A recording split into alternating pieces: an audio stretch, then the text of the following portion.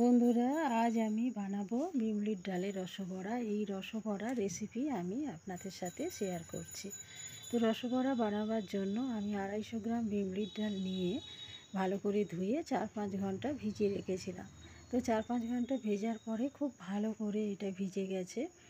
তো আমি এখন এই মিক্সি জারে এই ডালগুলোকে অল্প জল দিয়ে এগুলো আমি ব্লেন্ড করে নেব। তো আমার ব্লেন্ড করা হয়ে গেছে। এইভাবে একটা সুন্দর মসৃণ একটা পেস্ট তৈরি হয়েছে। এটাকে আমি ফেটাবো। এর আগে আমি সামান্য নুন অ্যাড করলাম। মিষ্টির সাথে সামান্য নুন গেলে স্বাদের একটা ব্যালেন্স বজায় থাকে। তো আমি একটা হ্যান্ড উইস্কের সাহায্যে এটাকে এইভাবে আমি ফেটাচ্ছি। তোমরা হাত দিয়ে ফাটাবে, খুব ভালো হবে।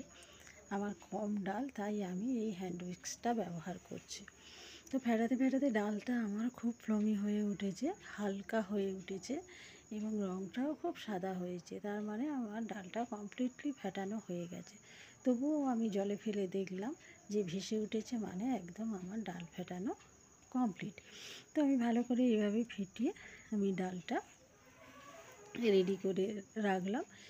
এবারে আমি এই রসবড়ার জন্য যে রসটা তৈরি করব, যে সিরাপটা তৈরি করব, তার জন্য একটা পাত্র নিয়েছি। আর আমি 200 গ্রাম ডাল নিয়েছিলাম। যেহেতু একটু রস থেকে যায়, তাই আমি এখানে 250 গ্রাম চিনি নিয়েছি। আর এই দু বাটি জল নেব। নিয়ে এটাকে আমি জাস্ট গ্যাসে দেবো। এটাকে গাঢ় রস তৈরি করার দরকার নেই। চিনিগুলো মেল্ট হয়ে গেলে, ফুটে উঠলে, তখন আমি বড়াগুলো দেবো। তো আমি এখন গ্যাসের মধ্যে একটা কড়া বসিয়েছি, তার মধ্যে সাদা তেল দিয়েছি। হাই হিটে আমার তেলটা গরম হয়ে গেছে।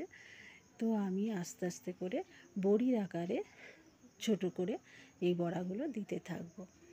তো বড়াগুলো এমনভাবে দিতে হবে, ছাড় করে দিতে হবে, যাতে গায়ে গায়ে লেগে না যায়। তো আমি এইভাবে বড়াগুলো দিতে থাকবো।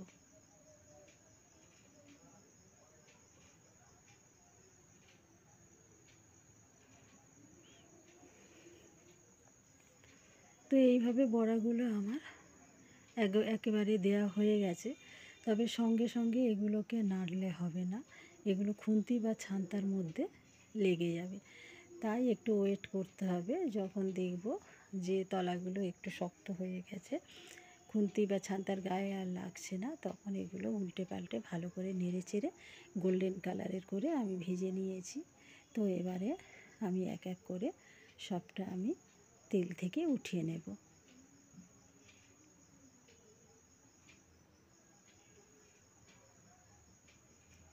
তো বাকি পেস্টগুলো আমি সব এক এক করে আমি ভেজে তুলব।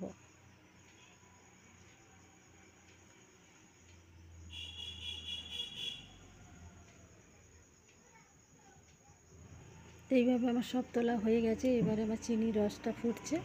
আমি 2টো এলাচ থেতো করে দিয়েছি এবং বড়াগুলো এর মধ্যে দিয়েছি। দেওয়ার পরে এগুলো নাড়াচাড়া করে একটু রস ঢোকার জন্য আমি একটা ঢাকনা দিয়ে 3-4 মিনিট একটু ফুটতে দিয়ে তারপরে আমি গ্যাস অফ করে আধা ঘন্টা রেখে দেবো। তো আধা ঘন্টা পরে দেখুন আমার বড়াগুলো কত সুন্দরভাবে রস ঢুকেছে আর এত সফট হয়েছে, পারফেক্ট। আপনারা একবার এই রেসিপিটা ট্রাই করুন।